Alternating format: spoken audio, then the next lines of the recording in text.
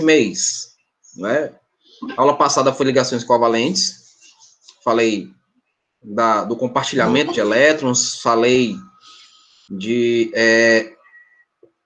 ligações covalentes dativas, que é justamente um empréstimo, quando os átomos centrais estão já estáveis, eles precisam emprestar pares de elétrons.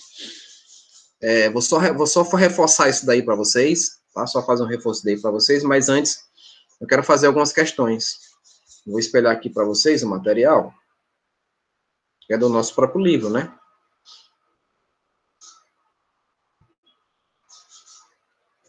Vai aparecer aí para vocês em instantes. Já está aparecendo, né? Página 264. Vamos fazer aqui umas duas questões, que hoje eu vou falar de ligações metálicas.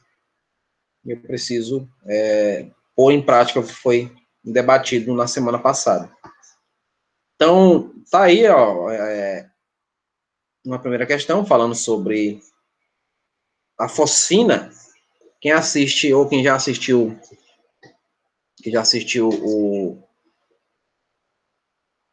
o nosso amigo Ben 10, né? Tava lembrando aqui o nome do personagem. O Ben 10 tem um chamado fogo fato, que é justamente essa fosfina.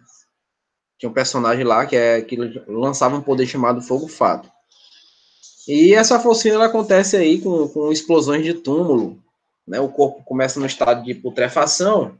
Então, pessoas que trabalham à noite nos cemitérios, de vez em quando, escutam alguns estrondos, né? Algumas explosões. Não é aquela explosão de destruir o planeta, mas é um barulho bem significativo. Então, bora ler aí, ó. Fosfina é um gás incolor que se inflama espontaneamente à temperatura ambiente e é formada pela decomposição da matéria orgânica. Se você estiver parado em frente a um túmulo e ocorrer uma combustão espontânea da fosfina, sua reação natural seria correr. Não é isso? Óbvio, né? Todo mundo correria. Eu mesmo não estava mais nem lá. Primeiro, eu não estava nem lá, né? Simples assim. Se correr, terá a impressão de que o fogo acompanha você. E aí já é outro medo, né? É outra relação assim que não faz sentido, não é verdade? Isso ocorre devido ao deslocamento de ar. Esse fenômeno é conhecido como fogo fato, que eu acabei de falar para vocês. Ele fica ele tem uma cor assim bonita, é um azul assim cintilante, né? Aí dá a entender que é um ectoplasma, né? A alma, né? Como diz o caboclo. Mas vamos lá, vamos para o que interessa. Ele diz assim: o fósforo, que é o Pzinho aqui, ele é da família 15. Né? Se ele é da família 15, na família 15, o que é que ele faz? Ele tem 5 elétrons. Que não riscou? Risca, por favor. Isso. Ele tem 5 elétrons na camada de valência. Não está riscando, não sei por quê, crianças. Vamos lá, meu filho. Risque. Isso. Ele tem 5 elétrons. Por que ele está fazendo isso agora, né? Eu não estou entendendo. Enfim, não vou perder tempo, não. Ele tem 5 elétrons. Tem 5 elétrons. O hidrogênio só tem 1. Então, se a gente olhar a formulazinha que colocou bem aqui, ó, tem um pH3, tá vendo? pH3 aí. Tem a formulazinha, então vamos lá. Ele quer a fórmula estrutural. Como é que a gente chega na fórmula estrutural? Temos que saber quem é o átomo central, né? O que é um átomo central, crianças? É um átomo que, obviamente, estará no centro. Mas se eu coloco o que nós colocamos aí, que é o pH3, vocês notam que o fósforo ele está sozinho, né? Só tem um fósforo. Então, eu não vou poder colocar um dos hidrogênios como átomo central. Eu não posso fazer isso. E eles precisam fazer o compartilhamento. Lembrando que aí só tem uma metais. E se eu só tenho uma metais, é ligação covalente. Então, a estrutura, a representação, né, que ele quer eletrônica onde eu vou botar os pontinhos, e aqui vai ficar difícil eu botar, porque a minha escrita não vai ficar legal. Eu vou até tentar. Vou colocar aqui o fósforo é da família 5, então vou colocar em X, para ver se com X... Não, nem com X ele fica bom, tá vendo? Então ele tem isso daqui, ó. Tem 5 elétrons na camada de valência. Gente, vocês estão vendo direitinho, tá? Tá dando para ver direitinho? A minha preocupação é que vocês consigam visualizar o que eu estou escrevendo. Tá dando para ver direito? Ok. Aqui se diz que sim. Então, ó, o que é que eu vou fazer? Eu vou colocar hidrogênio aqui? Não vou, porque ó, eu tenho 2 pares aqui em cima, tá vendo? Ó? Não dá para eu colocar hidrogênio lá. Eu tenho que raciocinar. Eu tenho o hidrogênio, vai estar aqui, ó. Vou ter hidrogênio aqui de um lado. Eu vou ter hidrogênio, não vai dar para riscar aqui. Ficou lá embaixo, né? Eu vou ter o hidrogênio bem aqui, ó. E vou ter o hidrogênio aqui. Só que o hidrogênio só quer um também, né? O hidrogênio só quer um também. Para todos eles aqui, todos os hidrogênios presentes, eles só querem um elétron. Então, ele vai fazer isso aqui. Mostrando a ligação acontecendo, ó.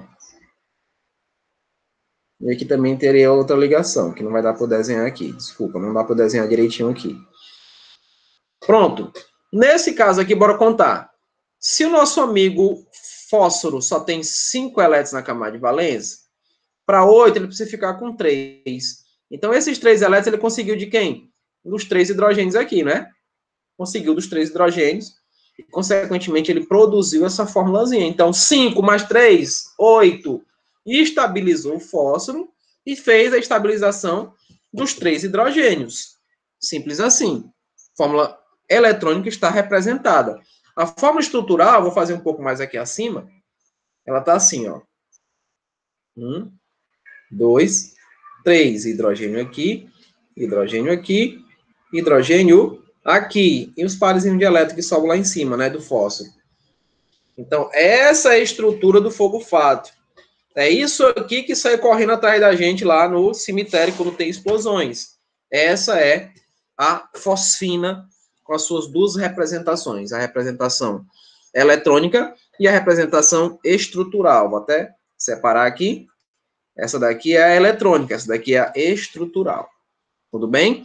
Se, e somente se, tivesse, por exemplo, aqui um oxigênio, dava para existir essa molécula? Dava, pela dativa. Como assim, professor?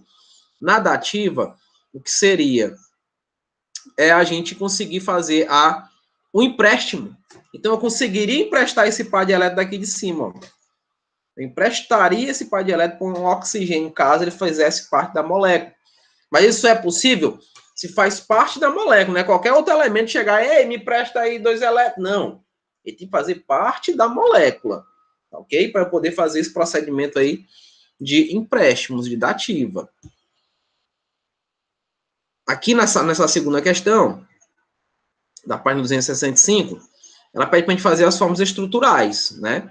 Uma família 14, família 15, família 16, família 17.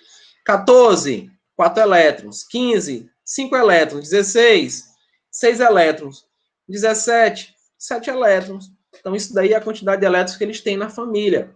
Consequentemente, eu sei quantos eles precisam para fechar o octeto, para ficar com 8 elétrons. Então, eu vou precisar, na família 14, de 4 elétrons. Na família 15, 3, que já tem 5. Na família 16, 2, que já tem 6. Na família 17, 1. Então, o que é que ele quer da gente aí? Fórmula estrutural, fazer as ligações covalentes, sem representar os pontinhos, sem representar os elétrons. Então, na letra A, se é o carbono ele faz 4 ligações. Então, eu tenho 4 flu, tá vendo aqui, ó? Legal, eu tenho 4 fluzinhos aí. Deixa eu dar só uma aumentadinha para ficar melhor ainda a visão de vocês. Deu uma melhorada, não deu? Então, são 4 elétrons, são 4 flus. Então, obviamente, 4 elétrons que vão compartilhar com o carbono. Então, na letra A, eu vou fazer a estrutura aqui, ó. Carbono, que tá um carbono ridículo, mas não tem nada. Vocês sabem que é carbono. E aí eu vou colocar os 4 flu aqui, ó. Um flu aqui, outro lá em cima, outro aqui e outro para representar e fechar os 4 elétrons compartilhados aí com o carbono. Então, representamos 4 elétrons compartilhados com o carbono. Na letra B, o NF3 é muito parecido com a fosfina que nós vimos, né?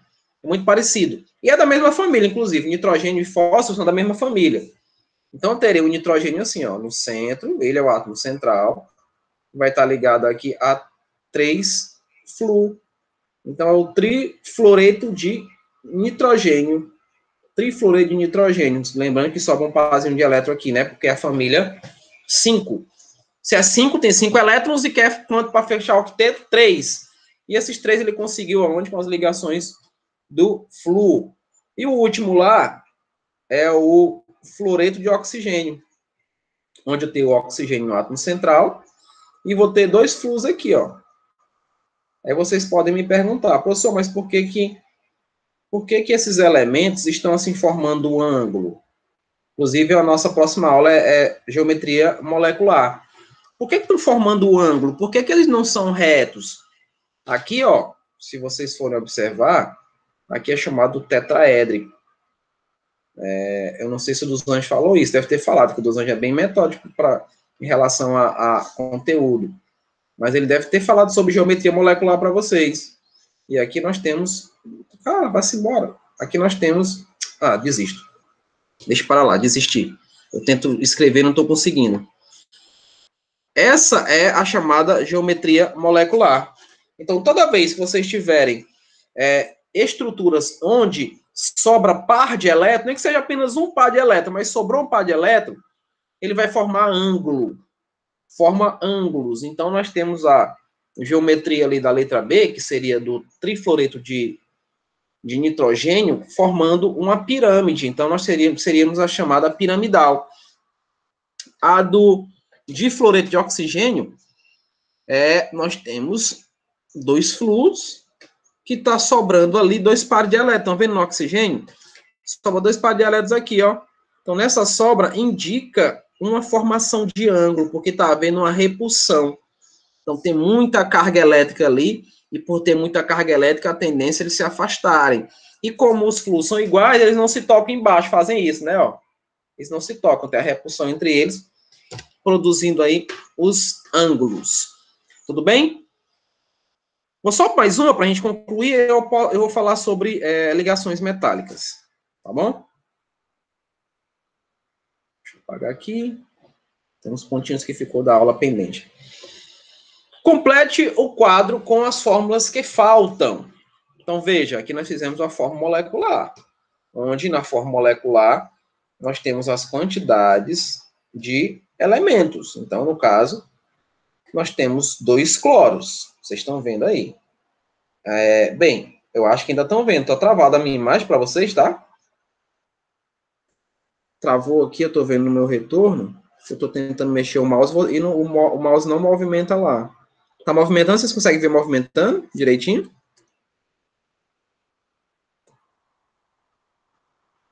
Eu não consigo ver mais. Travou para mim. Não consigo ver o mouse movimentando. Não está movimentando, justamente. Eu vou parar aqui e vou voltar de novo.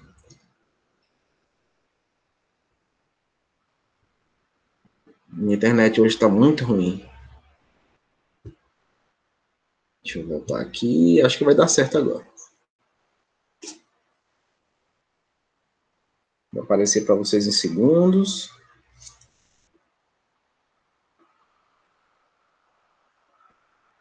Ainda não movimenta.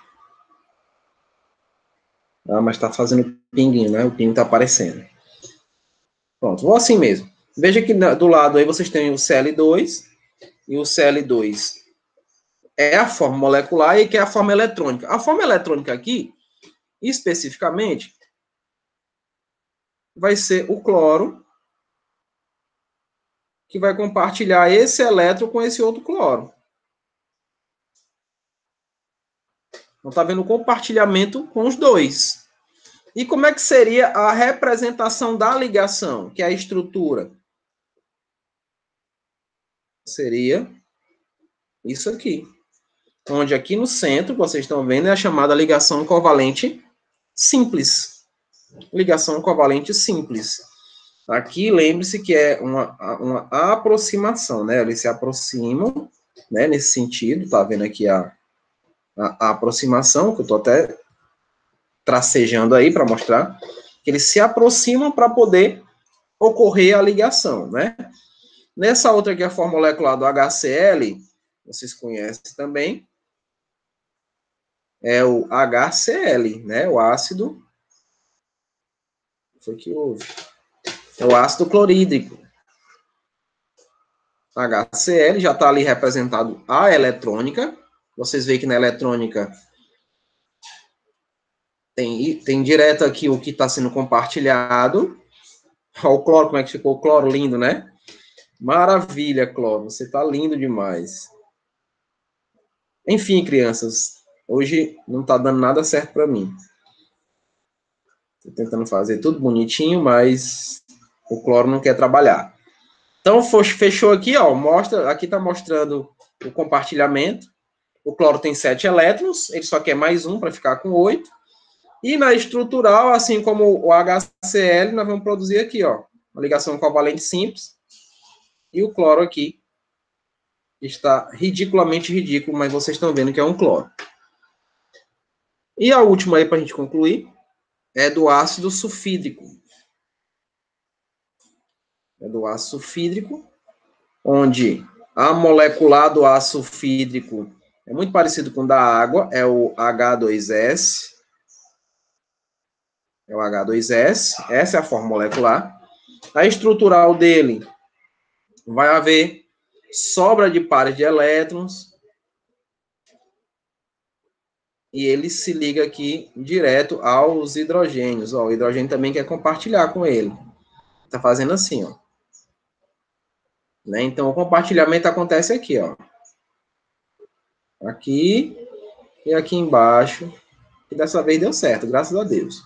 E vocês veem aqui a forma estrutural, mostrando que nós temos sobra de par de elétron, que aqui indicou esse ângulo que vocês estão vendo aqui, né? Ó, daqui é um ângulo de formação de ligação, né? No caso, eles não se aproximam porque são iguais, está fazendo isso, né? Ó, eles não se aproximam. São iguais, e aqui sobrou os pares de elétrons, que inclusive esses pares de elétrons podem ser compartilhados, caso exista elementos na molécula para que isso aconteça. Tudo bem, jovens? Deu para entender essa questão aí de ligações covalentes? Posso prosseguir? Muito bem, qualquer coisa, por favor, me chame a atenção, tá? Não hesitem em me chamar a atenção, eu estou aqui para isso. Então, vou agora partir para ligações metálicas com vocês. Vou partir para ligações metálicas. Cadê aqui você? Metálica. Preciso colocar ela em evidência. Eu fiz a fé. Então, deixa eu ver aqui.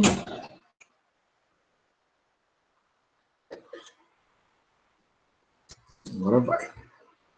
Quando a gente fala de ligação metálica, a gente lembra um pouquinho de características relacionadas à proximidade de elementos. Tá?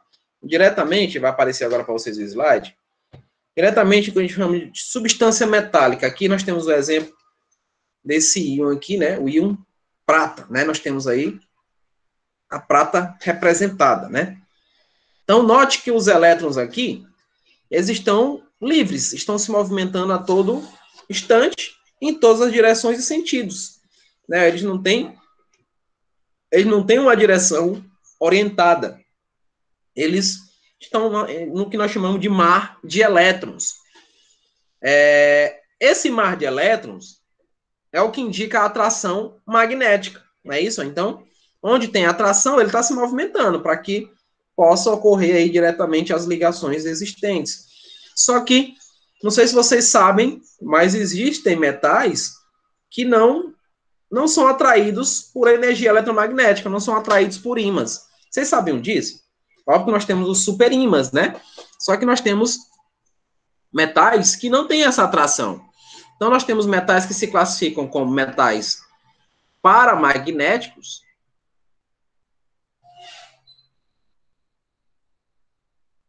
E nós temos metais que são classificados como diamagnético. Quando você se depara com metais paramagnéticos, naquela distribuição eletrônica, vamos dizer que eu tenho aqui um orbital P, é só para a gente fazer essa ressalva, tá? Para vocês entenderem o que eu estou querendo dizer. Que eu tenho aqui orbital P, tanto para o para e o diamagnético, vou colocar assim, ó. Vou colocar um vermelho para ficar mais... Então, se eu preencho aqui esses orbitais P, e para dizer que ele é paramagnético, é sinal de que ele está totalmente preenchido, ó. Então, lá no finalzinho, eu tenho aqui, ó, dois elementos, no caso, dois elétrons, perdão, que estão paralelos, né? Um para cima, outro para baixo. Vocês conhecem isso melhor do que eu. Não, perdão, paramagnético não, desculpa, eu confundi. Perdão. Eu vou me retificar aqui a minha fala, vou apagar aqui, tá? Ó. O paramagnético, ele tá aqui, ó, ele é desemparelhado. Ele só tem um elétron. O diamagnético é que é parelhado. Perdão por essa falha. Então, ó, o diamagnético é que vai ter esses dois elétrons aqui, ó, emparelhados. Então, esses elementos, esses metais relacionados ao diamagnético, eles todos são atraídos por ímãs, todos. Obviamente que é justamente por isso, por ter esses elétrons emparelhados. Elétrons desemparelhados, ocorre uma leve atração, mas não é uma atração tão vigorosa assim. Deixa eu dar um exemplo. O mesmo exemplo que eu dei para os alunos do nono A. Se você for comprar, né, fazer alguma compra com moedas lá no norte do país, especificamente no norte, que eu estou dando como exemplo, porque eu vivenciei isso. Os comerciantes, quando vocês forem comprar com moedas, eles pegam as moedas de vocês e colocam um ímã nela. Se a moeda não vier com imã, né? Ele chama azogo, né? Não sei se vocês conhecem essa expressão. Vou botar bem aqui no azogo. O imã ele chama de azogo. É uma expressão antiga. Mas se a moeda não vier no azogo, no imã, para eles a moeda é falsa. Para eles é falso. Ó, isso daqui é falso, eu não aceito. Arrume outra forma de pagamento. Essa moeda não foi atraída pelo imã, então ela é falsa. Porque para eles, na cultura deles, enfim, né, na falta de conhecimento, eles não conhecem esse procedimento de paramagnetismo e diamagnetismo existente apenas nas substâncias metálicas. Apenas os metais são capazes de ter esses processos, tá? Então, isso significa dizer que eu estou trabalhando aqui com os elétrons livres, e esses elétrons se propagam em todas as direções. Elétrons livres ou mar de elétrons, tá? Vocês ouvirem atividades em livros, enfim. Falar de mar de elétrons, eu também estou falando de elétrons livres, ou seja, estou falando de metais, né? Estou falando de relação com os metais. Então, veja só, a fórmula de uma substância metálica é o próprio símbolo do elemento, sem indicação de quantidade. Porque lá na covalente, a gente viu isso daqui. H2, a gente viu isso daqui, O2, né? A gente viu isso daqui, N2. Aqui, nas metálicas, não. Você vai ter o ferro, você vai ter o ouro, você vai ter o cobre, você vai ter o cobalto, enfim. Você vai ter todos os metais representados única e exclusivamente com a sua simbologia, nunca com a quantidade. Você pode ter 10 moléculas de flúor, 10 moléculas de ferro, flúor não, de ferro. Você vai representar essa substância metálica única e exclusivamente pela simbologia. Tá? Você não vai poder fazer essa relação como nós fazemos aqui com as ligações covalentes, colocando quantidades. Só o que nos interessa é a simbologia. Tudo bem? Vamos prosseguir aqui, ó. Fórmula química do ouro, que eu já tinha colocado. A do mercúrio, que a gente vai ver que o mercúrio tem uma particularidade, né? O mercúrio, para quem não sabe, ele é o único metal líquido a 25 graus Celsius, único. Tá? Então, ele está no estado líquido. Sempre vai estar no estado líquido. A não ser que ele esteja numa temperatura relevante aí, ou que seja direcionada ao processo de fusão. Que é uma temperatura muito baixa para que ele esteja aí no estado sólido. A 25 graus, que é condições normais de temperatura e pressão, ele sempre estará no estado líquido, sempre. Olha, veja aí, é mais ou menos isso que eu tinha falado, né? Ao nível do mar, que esse é o nível do mar, é uma pressão, gente, de 1 atm, é o que nós estamos sendo exercido hoje na gente, essa pressão de 1 atm, a temperatura vocês estão vendo que é 25 graus Celsius, e observe o que é que acontece aqui, ó. O mercúrio é líquido, foi o que eu falei para vocês, né? O único metal líquido nessa temperatura e nessa pressão. o galho, você já deve ter visto o galho e o talho. Eles são muito parecidos. Como é que você diferencia um com o outro? O ponto de fusão do galho é muito baixo. Você pegar uma pedrinha de galho e colocar na sua mão, ele derrete. Facilmente. Justamente porque ele tem essa característica, mas ele é um metal. O césio também é um metal. Tá? Ó, só que o césio tem um ponto de fusão também baixo. A diferença é que o césio é radioativo. Lembra do acidente de Chernobyl? Quem gosta de assistir seriados deve conhecer o que eu estou falando. Chernobyl. Falava muito do césio 137. Aqui no Brasil teve um acidente parecido. 1982, né, lá em Goiânia, com um acidente com césio que vitimou 3 pessoas de uma mesma família. Então, no caso aqui, ó, eles vão se fundir acima de 25 graus Celsius. Pouquinho, né? Pouquinho. E todos eles são sólidos. Isso é outra característica dos metais. Características sólidas, com exceção de quem? Do mercúrio, tá? Com exceção do mercúrio, que a 1 atm de pressão em 25 graus Celsius de temperatura, ele sempre será líquido. Tudo bem? Vamos aí para as características dos metais. Isso é importante. Lembre só, os metais, as características são totalmente o oposto dos ametais. Por exemplo, alta condutividade elétrica. Beleza para os metais. Para os ametais, ó, 0. Baixa condutividade elétrica nos metais. Aliás, nos ametais. Nos metais, a condutividade elétrica é alta. Nos ametais, ela é o quê, ó? Baixa. Então, já é o inverso. Sempre será o inverso. Então, na nuvem de elétrons, lá naquele marzinho de elétron que vocês viram aqui, ó. No marzinho de elétron aqui que vocês viram, é que vai facilitar isso aqui que nós estamos vendo agora com essa questão de alta condutividade, ó. A movimentação eletrônica é totalmente desordenada. Então, vai um elétron para um lado, elétron para o outro, não tem uma direção. Não está sendo direcionado. E com essa não direção, é que faz com que ela conduza muito bem a eletricidade. Então, os metais são bons condutores de eletricidade. Qualquer metal. Nunca podemos esquecer disso. Qualquer metal. Tá sendo paramagnético ou diamagnético. Eles conduzem muito bem a eletricidade. Alta condutividade térmica. Oi, Letícia, diga. Diga, Letícia. Você vai escrever? Eu estou olhando no chat aqui, diga. Letícia?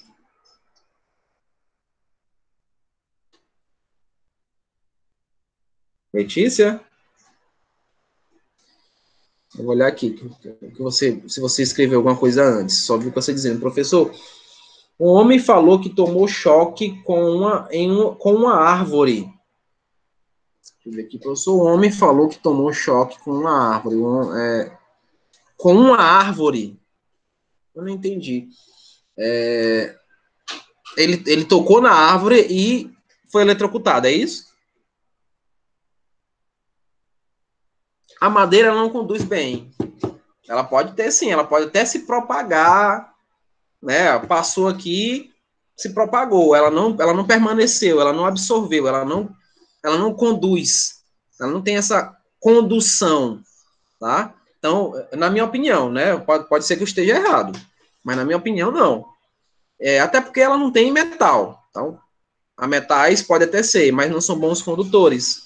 Né? Por exemplo, aqui na madeira eu posso ter, e eu tenho carbono. Carbono não são bons condutores, com exceção do grafite, tá? Só para fazer essa ressalva, o grafite, carbono grafite, ele conduz bem. Ele não tem, os ametais, Letícia, eles só vão conduzir, né, só são capazes de produzir corrente elétrica se eles estão em meio aquoso, né? Se eles, porventura, consigam produzir algum processo de ionização, aí sim. Mas te dizer que ele tomou choque na árvore, eu já não consigo dizer.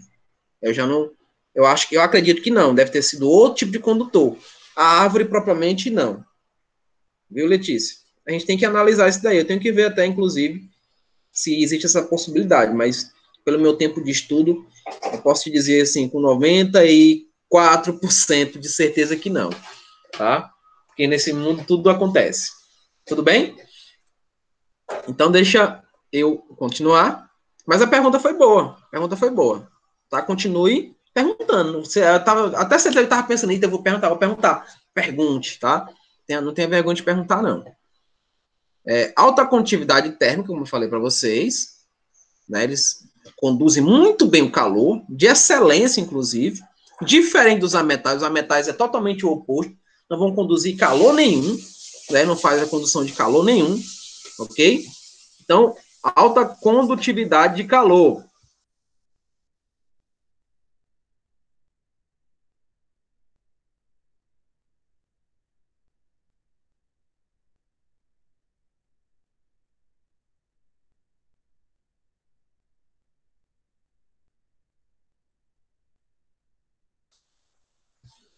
Caiu um pouco aqui o áudio, perdão.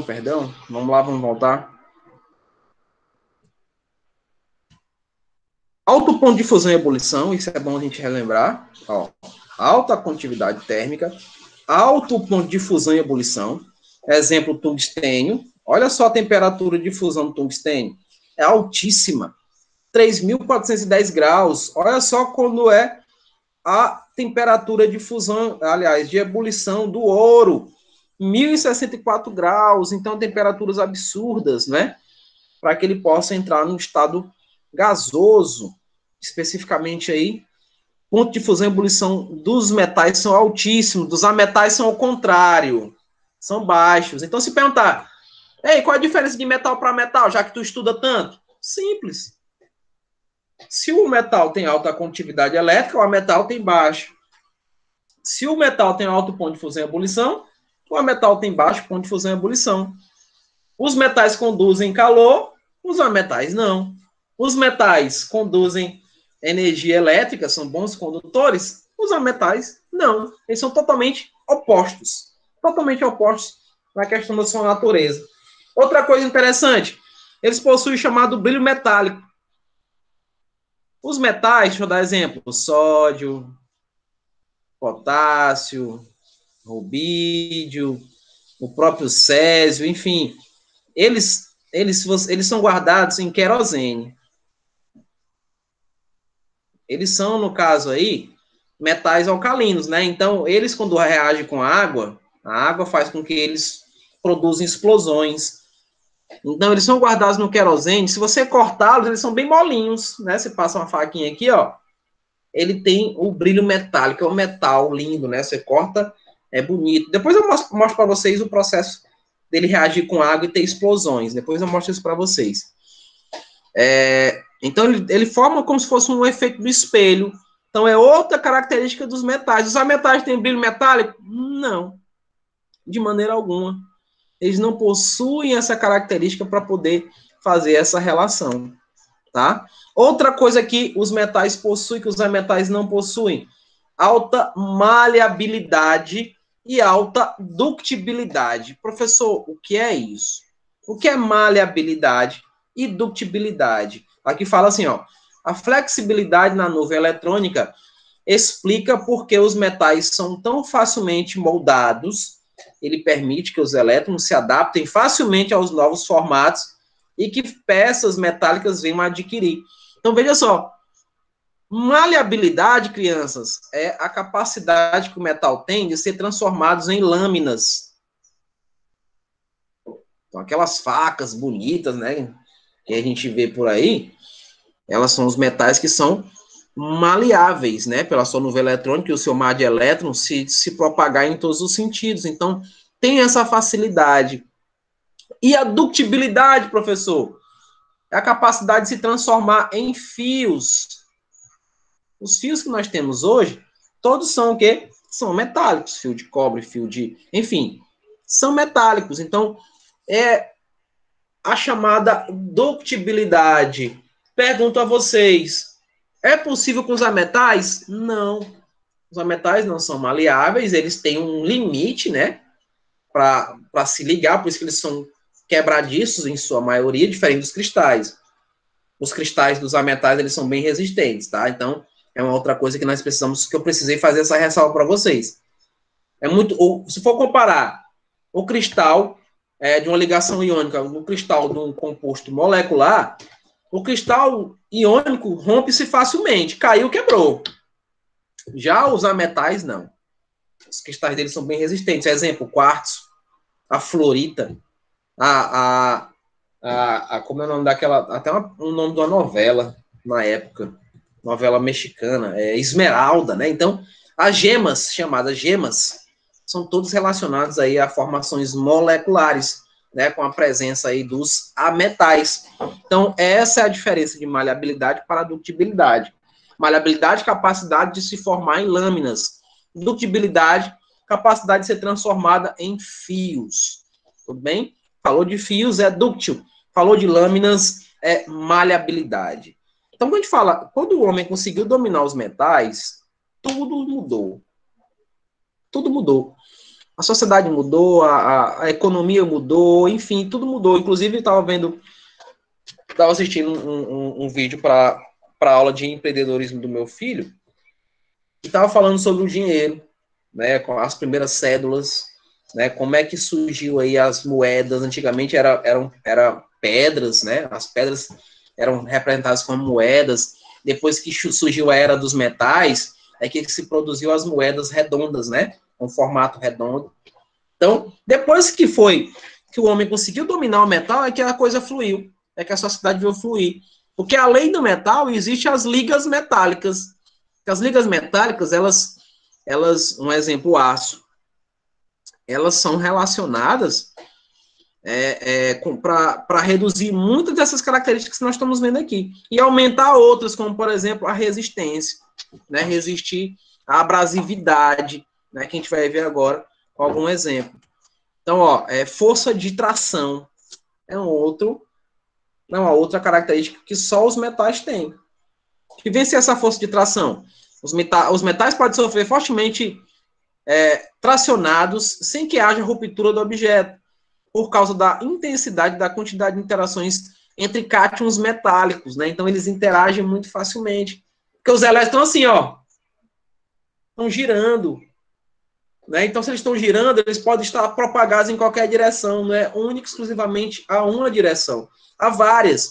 E com isso, faz com que haja a sustentabilidade, faz com que ela consiga resistir a choques, consiga resistir à abrasividade, né? Que vem a ser essa abrasividade que eu estou falando. Um fio desse daí, fixando em um outro metal, né? Ela pode romper, não é isso? Pode haver o rompimento. Nesse caso, quando você fala de metais, não. Então, ele produz aí resistências maiores. No caso aí, ó, o exemplo são os cabos de elevador, né? Eles resistem a toneladas, não é isso? Toneladas e toneladas, porque vai fazendo uma somatória de gente que vai entrar. Não sei se vocês já passaram por isso. Você está no elevador e tem a quantidade X e o pessoal vai entrando, o elevador não se movimenta. Não sei se vocês já passaram por isso. Porque tem a quantidade de resistência. Óbvio que se aumentar, mesmo com essa característica de força de tração, pode ocorrer um acidente, né, de altas proporções. É isso? Aqui nós estamos vendo uma liga metálica, né, porque a liga metálica, quando se fala de liga metálica, é a junção, né? Estou produzindo uma nova matéria. É isso? Pegando a junção, formando as ligas metálicas. Essa escalazinha que vocês estão vendo é a chamada escala de dureza Mohr. Então, essa escala, que tem a maior relação com o diamante, né? O diamante é o mais duro e o interessante é que o diamante é um metal, tá? Corresponde aí a uma substância molecular. Não é isso? A substância molecular. Na verdade, só tem um carbono nele, né? Chamado carbono diamante, que tem um carbono grafite e tem um carbono diamante, o halótropo que eu já falei para vocês. Quando a gente vem falar bem que das ligas, o talco, né? Gesso. Então, o que risca fácil, o talco, o gesso. Aí tem aqui a calcita, aí tem a fluorita, tem a apatita, né? Então, a faca consegue riscar o vidro já não risca a faca. Então, nós temos aí essa relação, que são os riscados por, né? Então, eu consigo riscar, a minha unha consegue riscar o talco, consegue riscar o gesso, enfim. Aí vem a dureza. Como é que eu sei que o elemento é mais duro que o outro? Quando esse elemento consegue riscar o que eu estou querendo. Você pegar um pedaço de ferro, você riscar uma rocha, é porque o ferro é mais duro que a rocha. Só para vocês terem ideia. para riscar um diamante, só outro diamante. Então, se você tem um diamante verdadeiro, se você ganhou um diamante aí de herança, de presente de aniversário, e ele riscou com a ponta da unha, olha a unha onde é que não tá, tá lá em cima, ó, na escala Mohs. Então, aí nós não temos uma dureza, né? Então, é outra característica relacionada às ligas metálicas, são as durezas, né? São duras, tem essa resistência, né? Tem a tenacidade que eu falei para vocês, ok? Ainda falando sobre as ligas, a escala Mohs, que eu falei aqui, ó, tá vendo? Os exemplos que dão pra gente aqui, ó, bronze e cobre, 90%, né, no caso, das ligas, né? Tô falando de liga, ainda é liga. E vencer a liga é a junção deles. E quando a gente fala de liga, vou só relembrar isso a vocês. Nós temos uma mistura que tipo, homogênea ou heterogênea? Quem lembra? Mistura homogênea. E o que vem a ser uma mistura homogênea? Ah, professor, mistura homogênea é que eu não consigo identificar a olho nu quem faz parte daquela mistura. No caso, você ganhou aí um ouro 18 quilates, tá bem aqui, né? Ouro 18 quilates, não é verdade? Onde esse ouro, por ser uma liga, ele tem 75% prata e 25% é mole, perdão, é cobre. Porque o ouro, ele não é maleável. Professor, mas como assim? O ouro não é metal? É. Mas ele não é maleável? Não. O ouro, gente, ele não quer contato com ninguém. Tem os gases nobres, nós temos os metais nobres, o ouro é um deles, não é? Então, o ouro, ele não quer aproximação com ninguém. Então, para eu poder trabalhar com ouro, eu preciso produzir liga.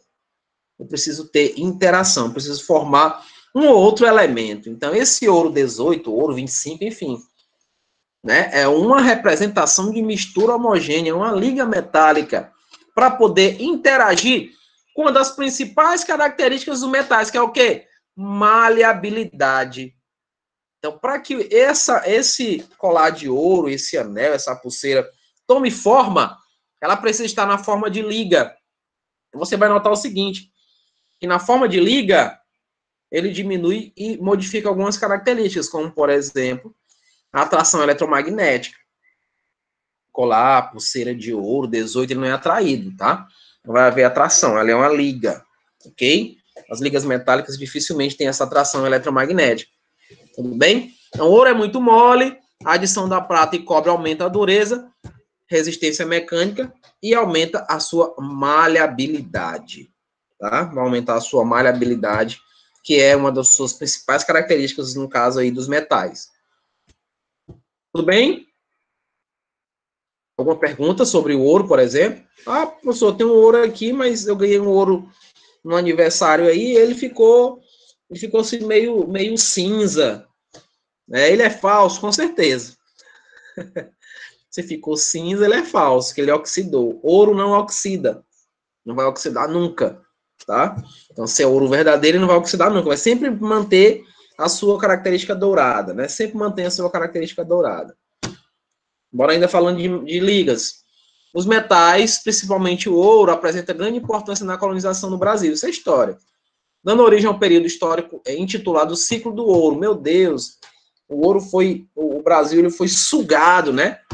Lá no período colonial, nessa relação do ouro, sugado mesmo. E nós vamos dizer mais. A gente pode falar aí da Serra Pelada, nos anos 70, 80, mais ou menos, onde teve a febre do ouro. E aí eles conseguiram também destruir parte aí do nosso acervo, vamos dizer assim, relacionado à presença desse metal precioso aqui nas nossas terras. Então, teve o seu auge aí no século XVIII, passando pela era pombalina, né, que vocês conhecem melhor do que eu a história, com destaque na região de Minas Gerais, que será estudo em história. No caso, quem já foi lá em Ouro Preto, vê muito essa questão das minas e como é que elas eram trabalhadas. Os escravos, quando eles terminavam de fazer as escavações, eles tinham que passar por uma minuciosa revista, né, para ver se eles não estavam levando ouro escondido em algum lugar. Do mesmo jeito, é aquela história do santo do pau oco, vocês conhecem também, não conhecem? Os santos, eles eram feitos de madeira, e eles ficavam com espaços dentro, né, para poder colocar ouro, pedras preciosas, enfim, e eles serem mandados de locais ou de países, né, no caso para Portugal, sem passar pelo governo, pela mão do governo, não é isso? Uma liga muito importante conhecida nossa é o chumbo, né, no caso aqui, ó, chumbo para solda. O chumbo, veja que nós temos 67% dele e 33% é o estânio. Então, quem trabalha com soda, ele libera aquele processo de solda libera um gás muito forte, é um gás tóxico, justamente porque tem a presença do chumbo. O chumbo vai liberar um gás tóxico que fica acumulado no organismo. Então, as pessoas que trabalham com soda, elas precisam, além daquela máscara que impede que eles fiquem com um problema na sua retina, ou seja, cegueira, pela questão da luz que o estânio libera, também ele tem que trabalhar com máscara pela questão do gás relacionado ao chumbo, que é um gás que fica acumulado no nosso organismo. O chumbo é um metal pesado que se acumula no nosso organismo. Não só através do gás, mas também com usos de cosmético. Meninas, muito cuidado com os cosméticos. Esses cosméticos, esmaltes, batom, esses para pele, né, para deixar a pele, esses dissoliantes. Observem a presença ou não desses metais pesados, e especificamente do chumbo. Porque são metais de transição, e os metais de transição, eles produzem cores lindíssimas. Então, você que gosta daquele batom chamativo, você que gosta daquele esmalte com a cor diferente, tome cuidado, que esses produtos, eles podem ter esses metais e eles vão se acumular no seu organismo. Óbvio que, se está no mercado, é porque ele passa por uma um rigoroso controle, né, para a saúde, mas nem sempre vai ser rigoroso assim, vou dizer assim, né, vou abrir uma aspas.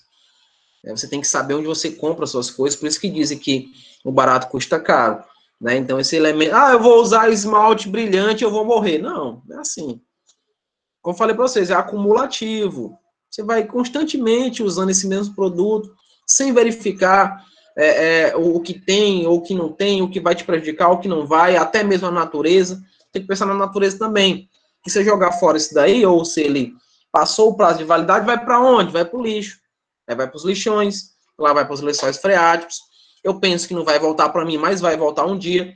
Então, aquele papelzinho que você jogou, tá no carro, comeu o bombom, jogou fora, esse papelzinho aí vai prejudicar muita gente, inclusive você. Né? Inclusive você, tá ok? Vamos pensar também ecologicamente. Latão, né? Eu ganhei a medalha de latão. O latão não é tão pobre assim, não. Veja só, nós temos o cobre. Cobre, ele é um metal nobre, gente. Vocês nunca viram passar no jornal que fulano morreu eletrocutado tentando roubar um fio de cobre de uma casa? Nunca viram isso? No mercado negro, o cobre está custando aí cerca de R$100 o quilo do cobre. O ferro é 50 centavos o quilo, vocês sabiam disso? 50 centavos o quilo, o cobre é muito mais caro. Então tem gente que morre querendo cobre, não é? E para vender. E tem gente que compra. Então se você vê, por exemplo, alguém queimando fios na rua, desconfie.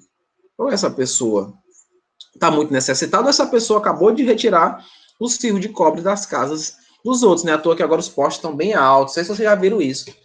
Estão bem altos e mudaram até de posição. Aqui na minha rua, tá do lado esquerdo agora, não mais do lado direito. E os fios não tem aqueles fios juntinhos, eles são bem altos e grossos agora para evitar esse furto, né?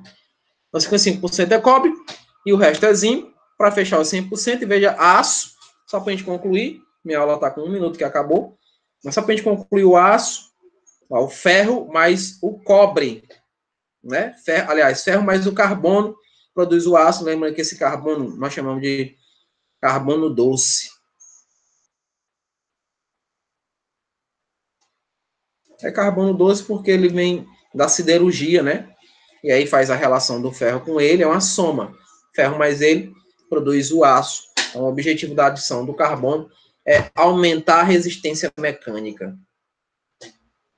Então, depois que o homem conseguiu produzir isso aqui, conseguiu trabalhar com aço, as coisas mudaram, as edificações mudaram, né, as blindagens, enfim, houve toda a mudança, não é isso? principalmente a de atração. E aqui é uma conclusão, né, ó, da gente ver aço com baixo teor de carbono, ó, tem aqui um valor de porcentagem maior que 0,15. Aí tem aqui arame de ferro. Vai me dando os aplicativos, né, onde eles são aplicados. Aço com moderado teor de carbono, está entre 0,15 e 0,25, onde são cabos, pregos, grades, né? Enfim. Com médio teor, pregos, vigas, cercas, então vai aumentando aí a sua resistência e onde vão ser trabalhados. E com altíssimo teor, maçanetas, navalhas, tesouras, brocas, enfim, a resistência que eles têm é muito grande. E esse amigo aqui, amálgama, vamos falar de amálgama, que nunca foi no dentista que ele fez uma massinha, ficou fazendo uma massinha, você lá com a boca aberta aqui, aquele medo danado da broca vir de novo, e ele fica fazendo uma massinha lá, faz uma massinha metálica, e depois passa lá no buraquinho onde ele maltratou a gente com a broca, o nome é amálgama. Veja que antigamente a amálgama era de mercúrio, né, ó. Hoje não, o mercúrio lá, lembre-se que o mercúrio é um metal, e esse metal, ele é acumulativo. Ele fica no nosso organismo. Hoje, os dentistas não fazem mais amálgama com o mercúrio. E acabei, tá? Olhe no sala de aula, gente, que eu coloquei o roteiro de atividades, tá ok? Próxima aula, acredito que as páginas para casa vão ser 291. Isso, já deu uma olhadinha, né, Letícia? Já deu uma olhadinha, isso aí. A gente se encontra no presencial, acredito, né? Vai ser bom olhar para vocês novamente. Gente, um abraço, foi um prazer. A gente se encontra na próxima semana. Qualquer coisa, procure a Mônica e ela entra em contato comigo. Oi, Maria Luísa, diga. Você vai fazer alguma pergunta? Pode perguntar. A tarefa de casa, a do outro capítulo, né? Infelizmente, eu não vou conseguir concluir. Eu faço tudo na próxima aula, tá bom? Eu já inicio corrigindo ela. E aí, a desse daqui que eu falei agora, que foi o capítulo 17, se não me engano, a gente faz tudo junto. Tudo bem? Mas qualquer coisa, qualquer dúvida que você tiver, você pode entrar em contato com a Mônica, que ela entra em contato comigo.